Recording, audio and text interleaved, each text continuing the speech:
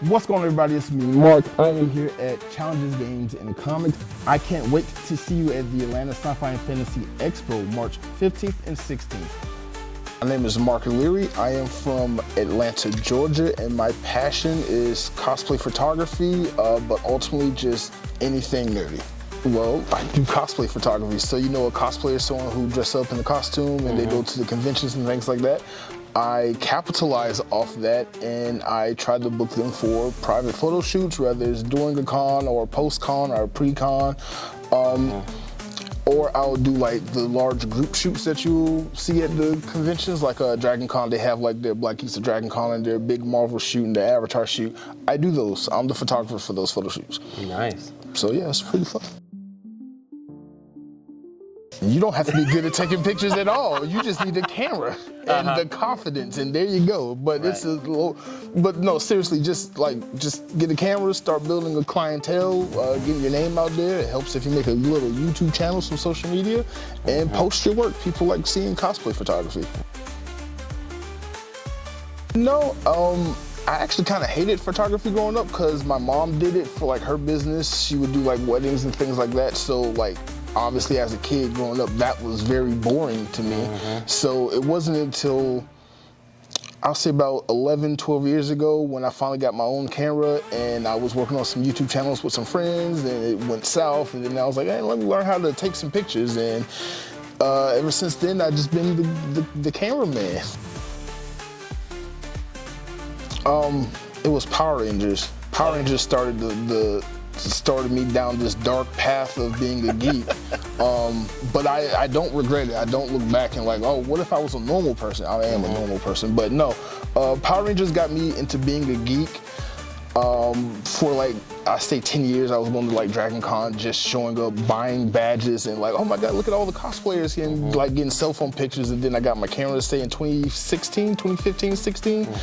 And since then I just started taking pictures, and I was like, this is so much more interesting than taking pictures of a bride and a groom at a wedding, or a bunch of kids in little cute outfits doing ballet splits and stuff, like, or just like landscape photography or whatever I was doing at the time. And like, I was like, why don't I take my passion of being a nerd and this camera and just marry the two together? And that's where blurredography came from. That's where the cosplay photography came from.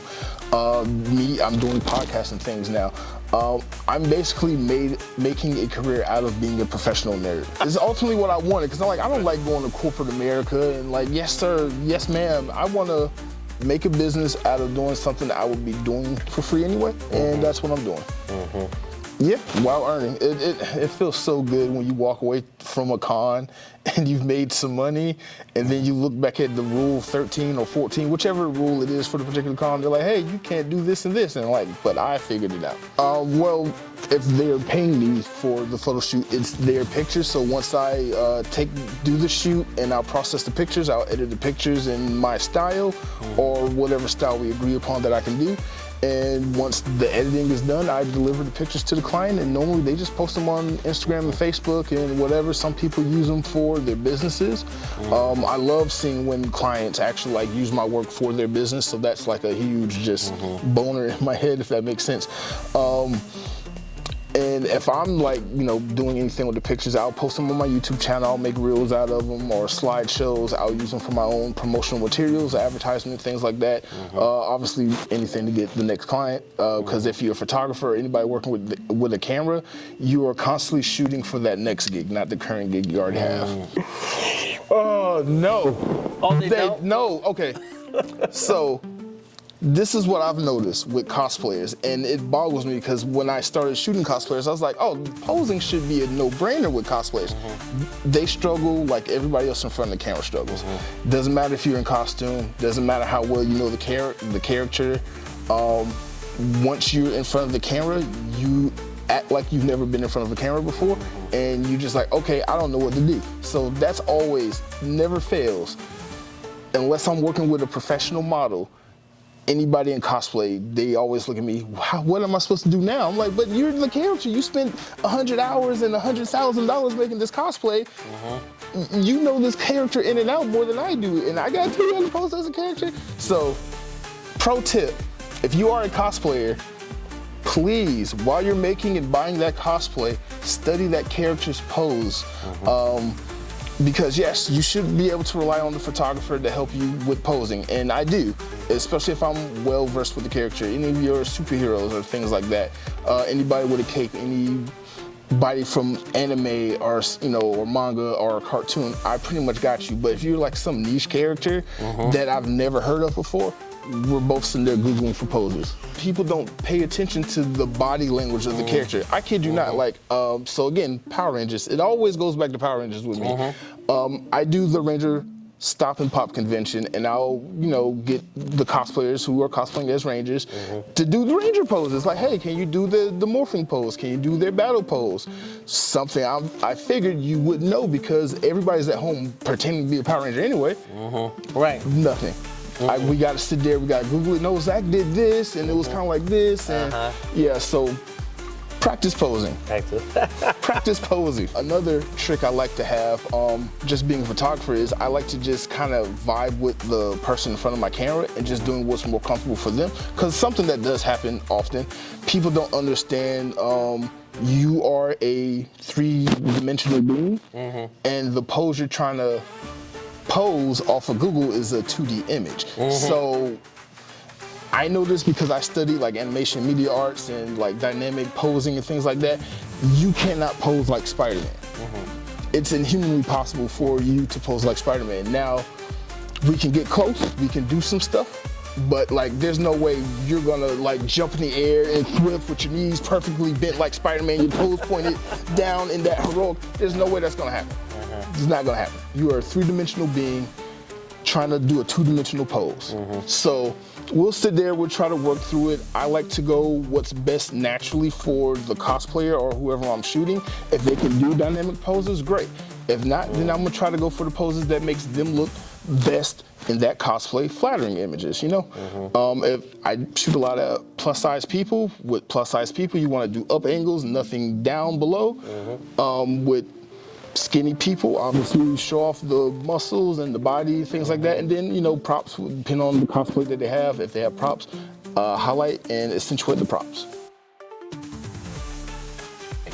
So I did not go to school for photography. I went to school for media arts and animation, which led to going to school for game simulation and programming. $112,000 wasted. What? Yes, and then like 5 years after leaving college, I picked up a camera and just started teaching myself. So I'm a student of YouTube University. Always Frono's Photo. He's the guy with the afro that says I shoot raw, because in photography you shoot raw. I love that joke. It's such an inappropriate, funny joke. But I follow Frono's Photo, Jared Poland, and Flash Film Academy. They not only show you how to do stuff in front of the camera or with your camera, but they show you the business sides of things behind the camera, how to get clients, how to find clients, where the next gig is gonna come from, how to advertise yourself. And that was something I needed as a business person. Like, how do you run a business with a camera? And I had no clue until I started Flash Film Academy. So shout out to Ty, check his channel out. I am so glad you asked. So obviously, at Atlanta SciFi and Fantasy Expo, I will be doing majority of the cosplay photography shoots on Saturday from 11 to 2 and on Sunday from 12 to 2. There'll be 30-minute cosplay shoots. We're doing all comics, all TV shows, all films, all anime, all cartoons. We're doing a kids cosplay shoot.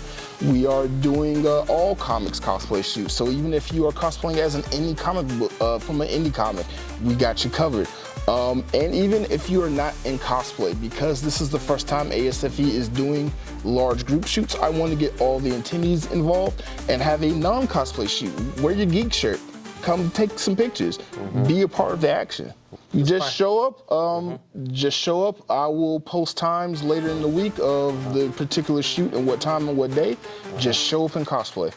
There's it's all free, nothing out of your pockets. In panels, I will be part of the Supreme Attorney. She's doing 2 panels. The first one is your favorite anime character going to jail? I just posted her AWA 2024 video, so you should check that out. And her second one is a new panel she's done called Nerdy Professionals, and I will be in that panel. So you can see me there too. More or less just being a nerdy professional, since like I do cosplay photography. It's my side hustle. My actual job is being a manager at a supervisor at a TV station. Oh. So the panel is about how to just be more nerdy in your more professional settings. You know, like when you're actually at work or out in public, and you have to be normal with the normie people who think all this stuff is stupid and child's play. None of this is stupid and child's play, by the way. This is some amazing stuff that we're doing here. Oh my God, the struggle with the name. So the name came about because what I originally wanted to call my channel was taken. So I just went down the lexicon of acronyms for nerd, and I fell upon blurred. I'm a black nerd myself, and it just kind of fit because I wanted my channel to be a channel that highlights people of color, black people, queer people, just anybody in the nerd space who normally is marginalized and overlooked. I wanted to highlight them, tell their stories, as well as tell my own story and journey of just being a nerd. And it didn't really start out like that, but that's just kind of what it fell into. And I've just been kind of running with it ever since. So like, if you see me, I'm gonna put my camera in your face. I'm gonna ask you a bunch of nerdy questions. I'm gonna ask you if you feel represented in the media you consume, because these questions are important. And I'm gonna ask you what your favorite anime crush is, just because like I'm a nerd and I wanna nerd out to you, and I want not only you to see you, but I want you to tell your story. So for the next person who feels like you, who looks like you, who acts like you, who feels like that they aren't being seen or they're not being heard, I want them to feel seen and heard. So I did blurography, and it's been working. If you're a creative, if you're an artist, if you're someone who wants to do something and you're passionate about something or you're skilled at something, I say keep doing it despite what anybody says. Of course, look for constructive criticism, not just negative criticism, but constructive criticism to grow. But don't be afraid to put your work out there. And by that, don't be afraid to put yourself out there. If you got something you want the world to see, go show the world. Somebody's gonna like it. Somebody's gonna hate it too, but somebody's gonna like that you're doing it.